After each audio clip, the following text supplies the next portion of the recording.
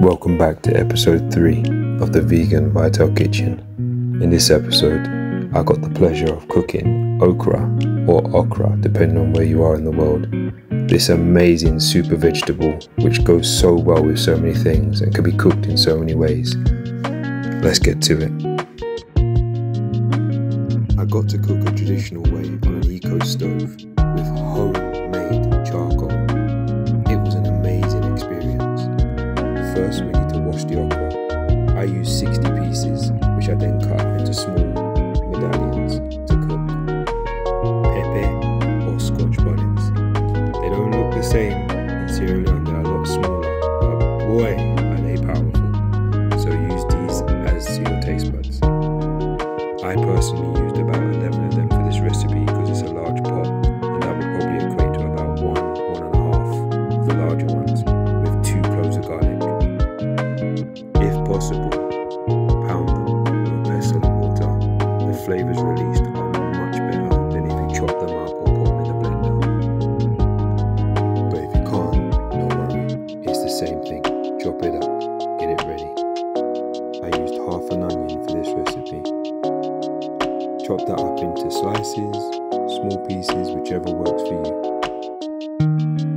Okra is traditionally cooked with meat and fish, but we're going to use kalanamak, also known as black salt, to give it that real authentic sea flavour to the okra. Whilst I was there, I managed to find a vegan Maggi cube as well. I've paused this one so you can see it. This gives it immense flavour. I used a quarter cup of oil in a pan and put the heat on medium to high. I left this for a couple of minutes to heat up.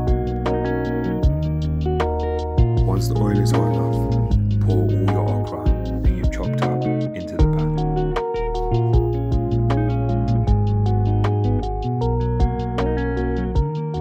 As you're stirring, you're looking for it to start clumping together. Stir and mash down at the same time, pressing into it. After about 3 minutes, add a little bit of water a couple of times. This then allows the okra to start cooking through to soften. After 10 minutes, add your onions in, but make sure you keep stirring continuously throughout this. You don't want it sticking to the bottom of the pan. Cook this for another 5 to 6 minutes, and then add in your pepper and garlic mixture that you've made. You can push this down to the bottom so it catches the heat, and then vigorously stir to get this incorporated into the whole recipe. After about 10 minutes, keep stirring and pressing the larger pieces down into the bottom of the pot to reduce them. You want it to become a really sticky, thick texture.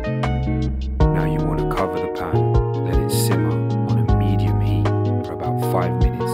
Keep taking the lid off and stirring just to make sure it's not sticking to the bottom of the pan. Keep pressing the mixture in just to make sure that you're catching all of the larger pieces while stirring. We're almost there.